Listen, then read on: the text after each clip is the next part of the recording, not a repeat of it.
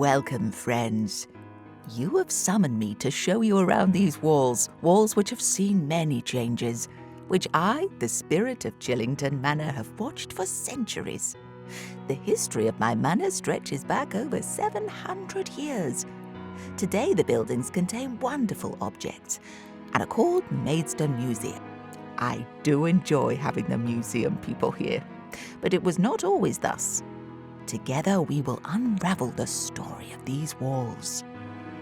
Come, let us take a tour of Chillington Manor's earliest story. Chillington's manor house has always stood right at the southernmost tip of its estate. The estate stretched northwards up to the foot of the downs and covered an area of what you today would count as 150 football pitches. 700 years ago, I watched quarrymen digging stone from the estate quarries, wheat being stacked in the fields, and animals driven to market. I saw fruit picked in orchards and water raised from the river. Little changed over the first few centuries of the estate's existence for the ordinary people. Tenants who lived in the scattered cottages, the farmers and rivermen, good wives and carters, farriers and weavers carried on making a living from the land and paying their dues to the owner. Those owners were the Archbishops of Canterbury, who kept the estate until eventually Archbishop Thomas Cranmer passed it on to Henry VIII. This is his chair, and he decreed that any lady sitting in it must forfeit a kiss. And then Henry's son Edward sold Chillington's estate in 1549 to Lord Cobham. I never saw Cobham here. He rented Chillington's estate out to the Maplestones, who bought it after a while.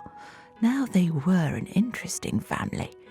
The Maplestone name lives on in Maidstone to this day.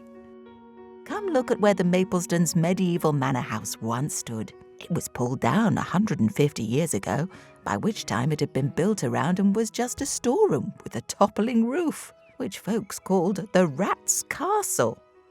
But it was once a grand hall, with a central fire and smoke curling up towards the roof. A staircase was built outside the house once the first floor was put in. Those medieval stairs have gone now, replaced by an observatory, and the medieval house replaced by a chapel. But the lady of the manor, Joan Maplestone, wanted more than the draughty medieval house which had been standing for over 200 years by the 1550s. I saw her urging her husband Peter to provide a better dwelling, more in keeping with their status. Mind you, it was surprising he had any status left after being on the wrong side of the rebellion by Wyatt against Queen Mary, when she wanted to marry the Catholic Philip of Spain. Peter Maplestone was fined a tidy sum of money for his part and could ill afford a new house, so he raised funds by mortgaging land for £400. And this is what Peter Maplestone built with that £400. A beautiful brick house in the latest style with 3 floors and a grand staircase to sweep you upstairs to the family's withdrawing room, their private space. The house was solidly fashioned, although the passing of time has curved the old beams. I oft watched Peter and Joan and their son sit here in the evenings. When they looked from these windows, they saw the houses and inns of the town with 2,000 souls, and they heard the rumble of carts and hooves on Week Street. To the north, they gazed over their estate lands.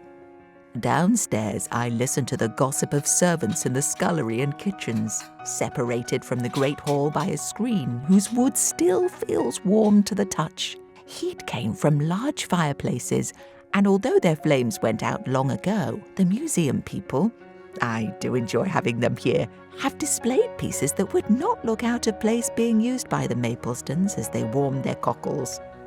Peter and Joan had their initials carved into another fireplace. Those were the glory days. At the front of Peter's new house were built 2 wings so that a courtyard was formed between them. Just like the once grand medieval house, those old Tudor wings had also grown draughty and cheerless as the centuries rolled by. What you see today are Victorian buildings which replaced those wings in the 1870s, with Tudor style in mind.